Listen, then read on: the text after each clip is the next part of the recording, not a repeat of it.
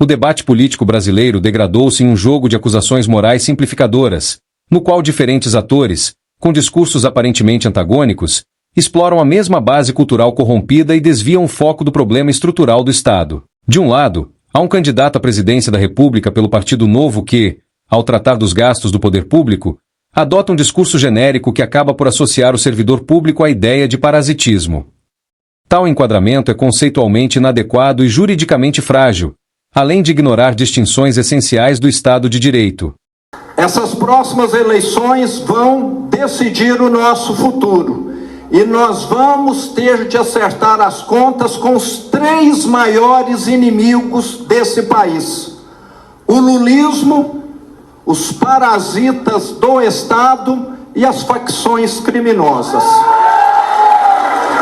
Todo ano, o Brasil, infelizmente, gasta bilhões para sustentar uma casta de privilegiados dentro do Estado. Só o judiciário, mais de 10 bilhões em salários acima do teto. Aposentadorias especiais, pensões idem, e isso segue em vigor no setor público.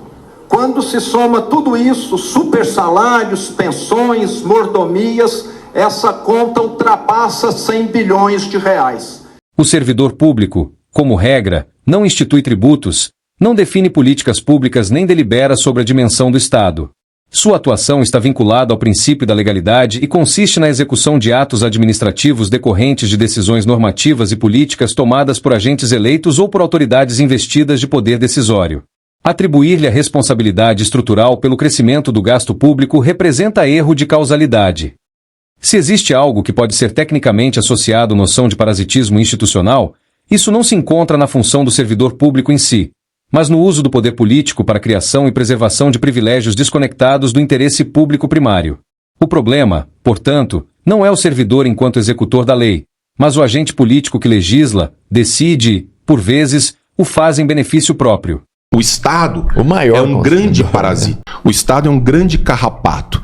E ele vive de sugar quem produz. Então, quando o sangue está acabando, o que o Estado faz? Ele cria modelos para não te matar, para não matar o hospedeiro. Então ele começa a dar pequenos favores para não matar o hospedeiro, mas ele vai no limite da sobrevivência do hospedeiro. Ele mata alguns pelo caminho. Um exemplo objetivo dessa distorção reside em benefícios vinculados a membros do Legislativo e a outros agentes do alto escalão, como sistemas de assistência à saúde com déficits frequentemente cobertos por recursos públicos. Nesses casos, há financiamento por tributos arrecadados de toda a coletividade, inclusive de cidadãos que não dispõem de plano de saúde privado. O plano de saúde do Senado é uma coletânea sozinha de impropérios, um absurdo sob todos os aspectos. É vitalício, é ilimitado, é extensivo a parentes e aderentes, gato, cachorro, papagaio, não tem fiscalização, não passa por perícia, não exige qualquer contribuição ou contrapartida. E o pior de tudo, é bancado com dinheiro público. Ou seja, a conta dos gastos deles é paga por você, desavisado contribuinte. Pena que esse privilégio não é exclusivo dos senadores, antes fosse.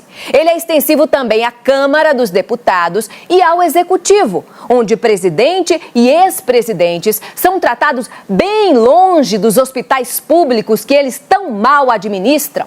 Essa é a lógica do nosso Estado. A gente paga a saúde VIP dos políticos e, em troca, eles nos bancam o SUS. Em outras palavras, para os amigos do rei, o luxo. Para o povo, os impostos. Configura-se, assim, uma transferência compulsória de renda sem contrapartida social direta e objetivamente identificável, característica típica de privilégio político. Trata-se de um gasto público de natureza diversa daquele inerente ao serviço público regular, razão pela qual não pode ser legitimamente imputado, de forma genérica, ao servidor público enquanto categoria funcional. A análise responsável do gasto público exige a distinção precisa entre funções administrativas, decisões políticas e benefícios autoconcedidos, sob pena de falseamento do diagnóstico e do debate. No polo oposto, Lula recorre reiteradamente à retórica que associa a figura do rico à de um ladrão. O pobre fala assim, aí eu vou votar no prefeito que é rico, porque ele não vai roubar porque ele já é rico. Para ele só é rico porque já roubou. Porque quando a gente vota num cara rico, significa que a gente está colocando uma raposa para tomar conta do galinheiro. Tal discurso carece de fundamento econômico e jurídico, operando primordialmente como mecanismo de mobilização política. Estrutura-se segundo uma lógica coletivista de estigmatização moral, funcional à legitimação de políticas punitivas, ao transformar categorias sociais em alvos simbólicos. Nesse processo, explora-se o ressentimento social por meio da demonização da riqueza, do mérito individual, da autodeterminação e da aceitação de resultados desiguais inerentes a sociedades livres. Que esse país só é pobre porque esse país sempre foi governado por gente que só pensava nele. Essa narrativa encontra ressonância em uma tradição moral de viés punitivista, historicamente influenciada pela doutrina social católica, profundamente incorporada à cultura política brasileira e internalizada, de forma difusa, no imaginário social predominante no inconsciente coletivo da ampla maioria dos brasileiros. A consequência prática é a legitimação simbólica do confisco, da hostilidade ao investimento e da erosão do respeito à propriedade privada, pilares de qualquer sociedade próspera. O apoio a Lula e a outros esquerdistas radicais raramente nasce de proposta de governo, programa econômico ou coerência ideológica. Nasce, majoritariamente, de afinidade de caráter. Não é o plano, é o espelho. Identificação com a tolerância à mentira, com o relativismo moral, com a ideia de que fins justificam meios, com a crença de que o fracasso pessoal pode ser transferido ao sistema, aos ricos, ao mercado ou a qualquer bode expiatório conveniente. Você de viajar ao mundo falando mal do Brasil, gente. Era bonito a gente viajar ao mundo e falar, no Brasil tem 30 milhões de crianças de rua, no Brasil tem 30 milhões. A gente nem sabia, tem não sei quantos milhões de abortos, era tudo clandestino, mas a gente ia citando o número, sabe? Se o cara perguntasse a fonte, a gente não tinha, mas a gente ia citando o número. Se tem uma coisa que eu me orgulho nesse país, e não baixa a cabeça para ninguém, é que não tem nesse país uma viva alma mais honesta do que eu. Precisa convencer as pessoas, qualquer outra coisa, menos democracia. Convencer as pessoas a mudarem, para as pessoas destruírem tudo que o Estado faz. É que o que menos interessa é o país. O Estado Nacional deixa de existir. Qualquer outra coisa, menos democracia. Fascismo, nazismo. Tenho que mentir, é preciso mentir. Vota-se menos por ideias e mais por traços psicológicos compartilhados. Quem escolhe por caráter não está interessado em evidência, eficiência, responsabilidade fiscal ou consequências de longo prazo. Está interessado em validação moral, alguém no poder que normalize seus próprios vícios, ressentimentos e atalhos éticos. A política, nesse caso, deixa de ser escolha de rumo e vira cumplicidade. Não é adesão a um projeto de país, é reconhecimento mútuo. E enquanto isso não for entendido, continuará a ilusão de que explicar melhor ou apresentar números mudará votos que nunca foram sobre ideias, mas sobre identidade moral.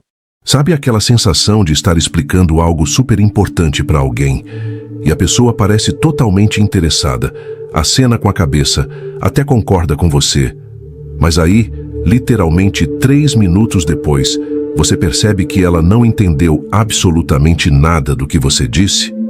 Não é porque você explicou mal, não é porque faltou didática, é algo muito mais profundo e incômodo do que isso. A maioria das pessoas opera num nível cognitivo muito abaixo do que você imagina. E não é por maldade, não é porque elas são más pessoas, é simplesmente porque existe uma limitação fundamental na capacidade delas de pensar. A maioria das pessoas funciona num nível cognitivo que mal passa do instinto.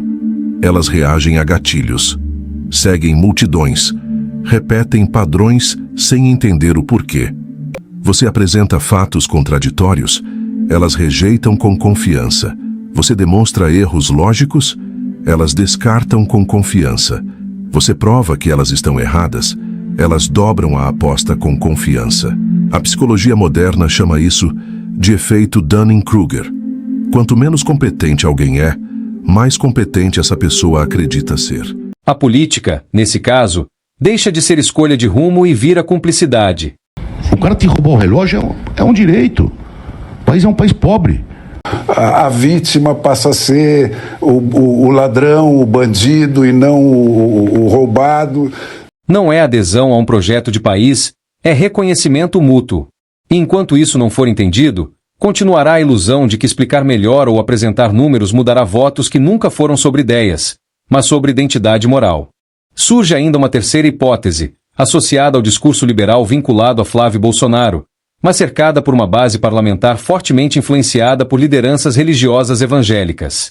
Flávio Bolsonaro já começou a participar de cultos evangélicos para driblar a falta de aliados políticos que estariam dispostos a lhe fornecer já palanques em algumas regiões do país, como no Nordeste, por exemplo, algumas capitais pelo país. Flávio Bolsonaro já se declarou evangélico. O discurso público, com retórica moral de viés católico, enfatiza a preocupação com a pobreza e desigualdades.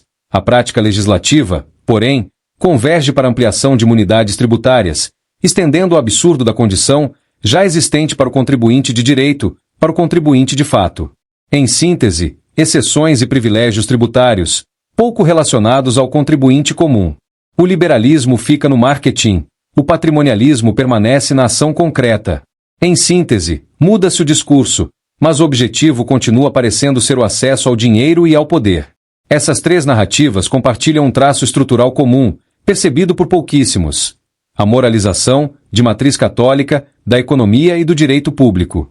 Trata-se de uma herança cultural na qual uma doutrina religiosa substituiu a análise racional institucional, jurídica e econômica por um juízo moral punitivista, típico do justiceirismo social igualitarista cósmico católico. O comportamento japonês não vem do medo da lei, ele vem da cultura, vem da vergonha, vem do coletivo.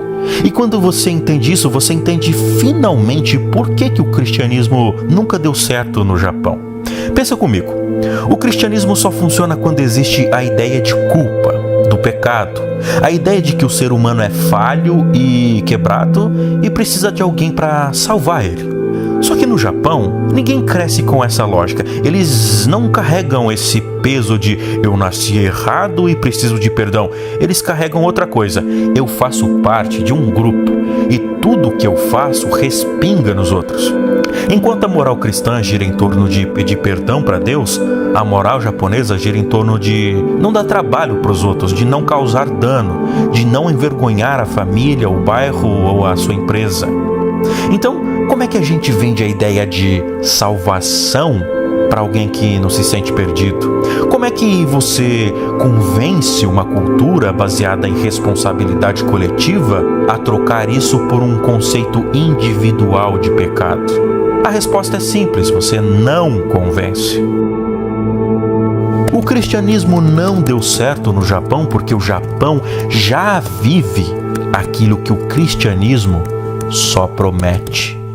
Em lugar de se discutir incentivos meritocráticos, responsabilidade fiscal, neutralidade tributária e limites objetivos ao poder político em face do princípio democrático da igualdade perante a lei, opta-se por fabricar culpados simbólicos: o servidor público, o rico, o empresário, o banqueiro, o mercado, convertidos em bodes expiatórios de um Estado incapaz de se autolimitar. Enquanto isso, a massa dos eleitores acredita que mencionar religião no debate político é preconceito. Isso é uma forma clássica de fuga argumentativa. Preconceito é atacar pessoas por sua fé. Crítica é analisar ideias, valores e doutrinas quando elas produzem efeitos políticos, legais e econômicos concretos. No Brasil, a moral religiosa, especialmente a doutrina católica e sua filosofia social arcaica, não é privada. Ela informa votos no Congresso, fundamenta políticas públicas, legitima a expansão do Estado, hostilidade ao lucro, demonização da riqueza e defesa de impostos moralizados. Quando uma visão religiosa orienta decisões coercitivas do Estado, ela entra, legitimamente, no campo do debate político. Se é aceitável criticar o liberalismo, o capitalismo ou o individualismo, que são sistemas de ideias, também é plenamente legítimo criticar uma teologia política que se traveste de justiça social para impor custos, tributos e restrições a toda a sociedade. A própria Revolução Francesa é um exemplo histórico inequívoco disso. O levante popular não se voltou apenas contra a figura do rei, mas contra um Estado monárquico absolutista legitimado por uma ordem religiosa católica que sacralizava privilégios, imunidades fiscais do clero e a submissão moral do indivíduo. Ao romper com a fusão entre poder político e dogma religioso, a Revolução Francesa afirmou, ainda que de modo incompleto e contraditório, o princípio de que nenhuma autoridade, seja ela divina ou estatal, pode se colocar de forma absoluta, ilimitada, acima da crítica racional, dos limites institucionais e, sobretudo, quando estes se chocam com a autodeterminação, o mérito individual e o direito à propriedade privada. Mais inquietante ainda é como essa crença é utilizada. Ao prometer compensação futura, ela ensina as pessoas a tolerarem injustiças agora. Diz ao oprimido que suporte. Diz ao explorado que espere. Diz ao sofredor que aceite. A esperança de um acerto após a morte se torna uma ferramenta poderosa de controle no mundo dos vivos. O Senhor hoje na liturgia nos ensina a não julgar para que não sejamos julgados. Somente Deus é justo juiz. E quando essa lógica é observada com atenção, surge uma pergunta incômoda demais para ser ignorada. Será que a ideia de justiça eterna existe para corrigir o mundo ou para impedir que as pessoas tentem corrigi-lo enquanto ainda estão aqui? Chamar a crítica do papel da religião na política brasileira de preconceito não é defesa da tolerância. É blindagem ideológica para evitar responder ao mérito da questão. Em uma democracia madura, ideias que buscam governar não têm imunidade intelectual, sejam elas religiosas ou não. A única prova concreta de que o Brasil mudou de fato não estará em discursos, slogans ou promessas eleitorais, mas em 3 medidas objetivas e verificáveis: o fim da tributação sobre heranças, o abandono da tributação extraterritorial e a eliminação da progressividade tributária punitiva sobre renda e patrimônio. Enquanto o Estado tratar herança como pecado, sucesso como culpa e patrimônio como algo a ser permanentemente vigiado e passível de confisco, nada terá realmente mudado. São trocados apenas os nomes dos governantes, mantendo-se intacta a mesma moralidade hostil à liberdade individual, à propriedade privada, à autonomia do cidadão e ao progresso do país. O sistema tributário brasileiro não é um instrumento técnico neutro. Ele materializa uma visão moral específica segundo a qual enriquecer é moralmente suspeito, acumular é reprovável e transmitir patrimônio aos filhos passa a ser tratado como uma afronta chamada desigualdade social, elevada à condição de pecado original do capitalismo por um Estado culturalmente impregnado, de forma explícita ou implícita, consciente ou não, por um viés moral católico ibérico. Essa concepção moral brasileira distorcida contra a riqueza não tem origem no liberalismo nem na economia moderna. Suas raízes são históricas e reconhecíveis. A moral punitivista herdada da tradição católica, que moldou a cultura política brasileira para demonizar a riqueza, glorificar a dependência e legitimar a espoliação estatal, da qual o próprio aparato de poder religioso e político se beneficia sob o pretexto de uma suposta virtude coletiva. E cada vez mais a riqueza está concentrada na mão de menos gente e a pobreza concentrada na mão de mais gente. Por isso, enquanto a ideia de tributar segundo a capacidade econômica, isto é, taxar os desiguais na exata medida de suas desigualdades de riqueza, permanecer como dogma cultural, o Brasil seguirá preso ao mesmo atraso moral, jurídico e econômico da justiça social católica medieval, ainda que se recorra ao vocabulário da modernidade ou da democracia. É que nós somos herdeiros de uma teologia medieval que demonizou o dinheiro e as finanças. Sim. E a teologia medieval colocou muito essa ideia que Deus não gosta do dinheiro, Deus não gosta do rico, e as pessoas acabaram comprando esse discurso e foram ler a Bíblia sempre como se houvesse uma ojeriza ao dinheiro, o que não é verdade. Somente quando a tributação sobre heranças for abolida, quando o imposto de renda deixar de penalizar quem produz e quando o Estado abandonar a pretensão de tributar o cidadão onde quer que ele esteja no mundo, haverá uma prova mínima de que essa herança moral foi efetivamente superada. Sem isso, qualquer discurso de mudança não passa de retórica vazia populista na conquista de audiência ou votos. A ruptura necessária não é meramente política, é moral. Para nós, o comunismo nasce com a Revolução Russa. Não, ele nasce muito antes. Ele nasce antes de Marx até. Institucionalmente, as instituições são todas de esquerda. É por isso que tem essa concentração de voto para a esquerda. E o Estado ainda tem a mão do controle ali. E claro que tem toda a sorte de corrupção envolvida com isso. A máquina pública ela já vai para a esquerda. As leis, as políticas públicas, as normas, todas são direcionadas para a esquerda. Em última instância, a única esperança real para o Brasil reside na confirmação histórica da intuição de Nietzsche. O esgotamento de uma tradição moral que transformou a culpa em virtude, a renúncia em ideal e a pobreza em mérito. Você entendeu essa afirmação de Lula? O que nós estamos fazendo é tentar passar a ideia para vocês que pouco dinheiro na mão de muitos significa distribuição de riqueza. E muito dinheiro na mão de poucos significa pobreza. Quando Lula afirma que pouco dinheiro na mão de muitos é riqueza e que muito dinheiro na mão de poucos é pobreza, ele não apresenta uma tese econômica. Apresenta um sofisma moral, cuidadosamente moldado para agradar uma mentalidade ainda fortemente contaminada pela moral católica punitivista contra a riqueza.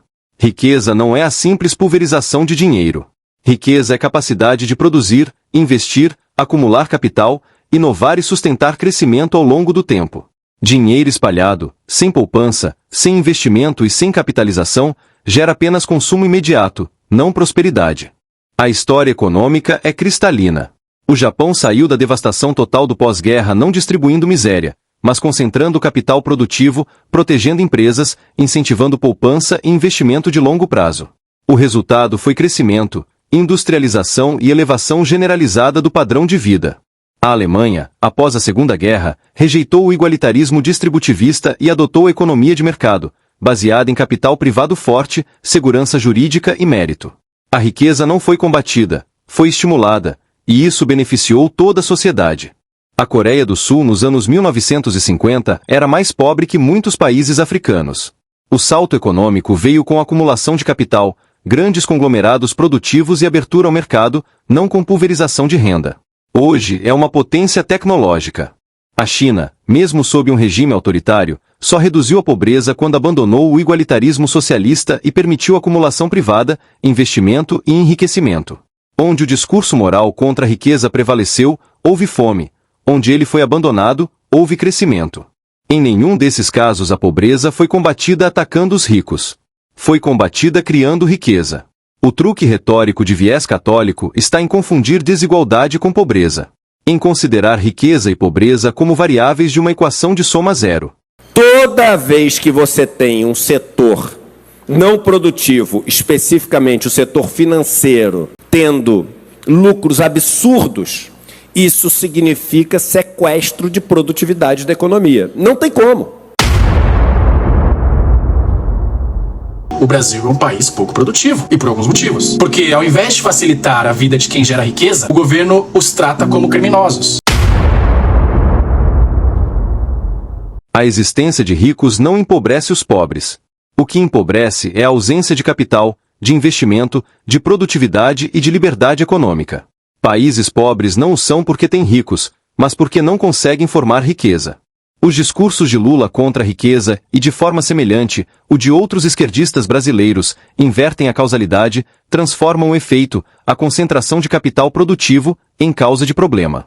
Com isso, legitimam tributação punitiva, confisco moralizado e hostilidade institucional ao sucesso, enquanto preserva os verdadeiros privilegiados, o Estado, sua elite político-burocrática e os grupos organizados que vivem da redistribuição política, não da produção no livre mercado.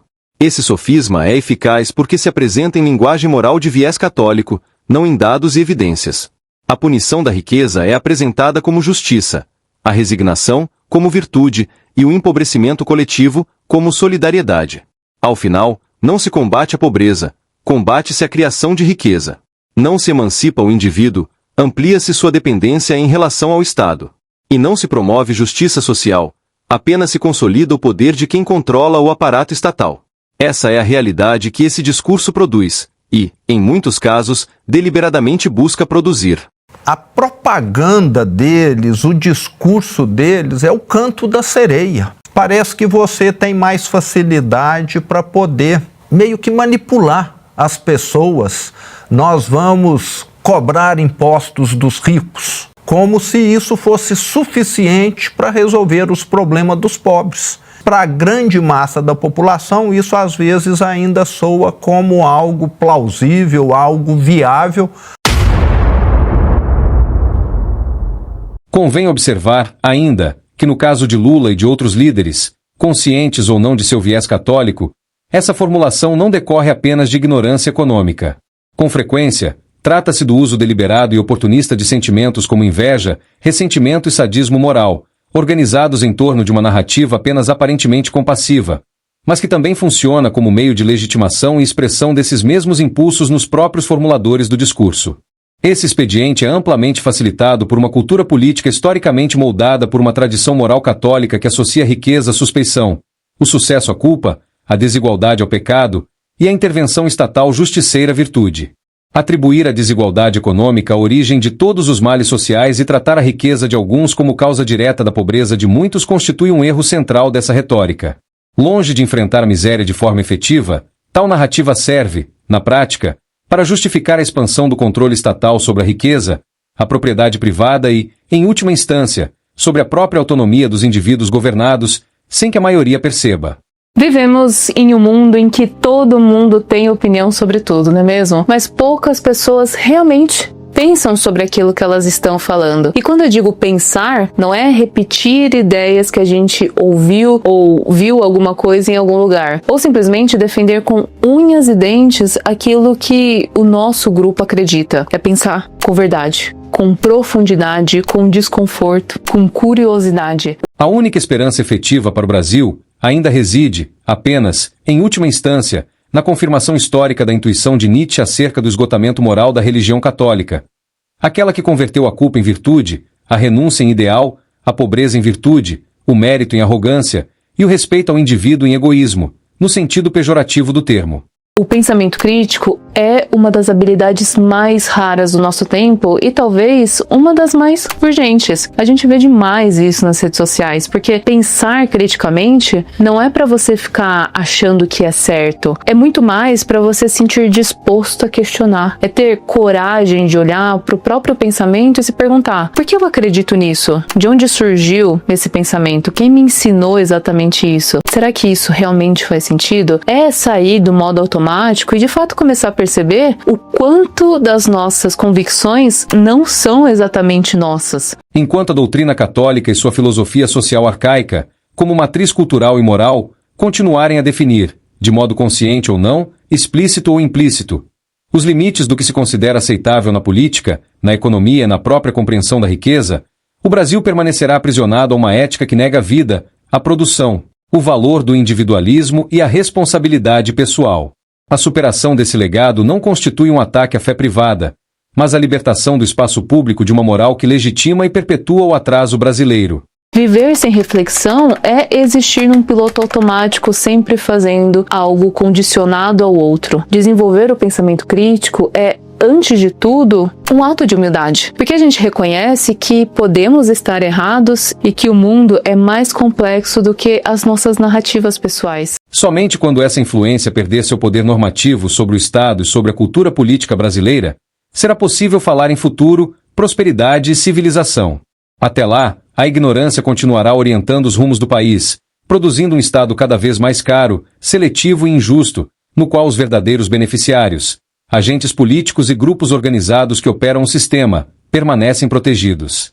O pensamento crítico nasce do silêncio, pois é, da escuta e da disposição em rever o próprio ponto de vista. Mas para isso é preciso se distanciar das bolhas. As bolhas são muito confortáveis. Elas, querendo ou não, validam as nossas crenças, elas vão alimentando o nosso próprio ego, elas dão aquela ilusão de pertencimento, só que elas também nos cegam. O Brasil não fracassa por falta de moral, mas por seu excesso.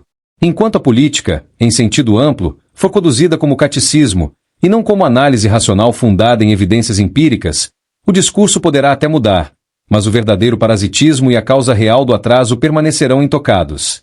Quando você convive com pessoas que pensam igual a você, começa a confundir o consenso com verdade. Muitas vezes o que parece sabedoria é na verdade repetição. A ausência do pensamento crítico é uma das raízes da manipulação, do fanatismo, da indiferença. Desenvolver o pensamento crítico não é se tornar uma pessoa cética de tudo, mas aprender a olhar para o mundo com as outras nuances existentes. É entender que a realidade raramente é preto no branco. Pensar criticamente é ter empatia, mas também racionalidade, porque assim a gente consegue ouvir ideias opostas sem imediatamente se sentir atacado. O pensamento crítico também é um caminho para o autoconhecimento, porque quando você aprende a questionar o mundo, começa inevitavelmente a se questionar. Aquele que se propõe a questionar o mundo precisa, antes de tudo, voltar o mesmo rigor crítico para si próprio. Sem esse movimento interior, a crítica externa degenera em dogma, ressentimento ou vaidade intelectual. Questionar a si mesmo é o que permite distinguir convicção de preconceito, argumento de impulso emocional e opinião de verdade. Somente essa disposição ao autoexame sustenta a honestidade intelectual e a humildade necessárias para compreender a realidade e transformá-la sem ilusões nem arrogância. E aí que as coisas realmente começam a mudar na nossa vida, porque o questionamento verdadeiro não é só intelectual, e sim existencial. Questionar não é para ser contra, é para buscar coerência. O pensamento crítico, no fim, é uma forma de liberdade. Liberdade de não ser manipulado, de não ficar arrastando por modas do momento, de não ser refém de uma única forma de ver o mundo, mas também é uma forma de responsabilidade, porque quando você aprende a pensar por si mesmo, já não pode mais fingir que não viu, já não pode mais fingir que não sabe. Então o pensamento crítico, ele desperta uma consciência que ela não volta a dormir. Se essa mensagem doeu, é porque a verdade bateu. A religião política da Igreja Católica glorificou a fraqueza como virtude, não por compaixão, mas por estratégia. Ao exaltar os fracos que não têm coragem de se superar, ela os conquista. E, ao mesmo tempo, condena a força, o desejo de potência e a excelência, para que os fortes, tomados pela culpa, curvem a cabeça e se submetam. Para que rumo está indo a nossa sociedade? Os valores estão sendo invertidos, um olhar vira um estupro, uma piada um discurso de ódio e a corrupção vira o padrão. A gente acostumou tanto com desvios de caráter que quando estamos diante de uma virtude, ela vira digna de elogio. Se vocês estão achando que o Brasil é um negócio que vai virar Estados Unidos, vocês estão no lugar errado. Isso é cultural. Como é que a gente chegou aqui? Em parte eu te digo, vestindo os vícios com um manto da moralidade. Usam esse manto há tanto tempo que às vezes nem percebem o erro. O socialismo, em sua versão brasileira de inspiração católica, é herdeiro direto dessa psicologia do ressentimento. O que antes era depositado no altar da igreja agora é projetado no altar do Estado. O socialista não busca justiça, busca redenção. Não busca liberdade, busca tutela. E não apenas por altruísmo, mas também por um impulso psicológico profundo, o desejo de se vingar da realidade que o frustra, punindo quem se destaca e exigindo que o mundo se curve ao seu vitimismo. O mesmo tipo humano, que Nietzsche criticou com dureza, que teme a responsabilidade da liberdade e inveja os que a exercem com vigor, trocou a cruz pelo cartaz, o confessionário pelo comício e a fé cega em dogmas religiosos pela fé cega em promessas estatais. Em ambos os casos, o que está em jogo não é a justiça ou o bem comum. É a tentativa de transformar ressentimento em doutrina, fracasso em moral e mediocridade em ideal político. Abra os olhos enquanto há tempo. Nem todos que olham realmente veem.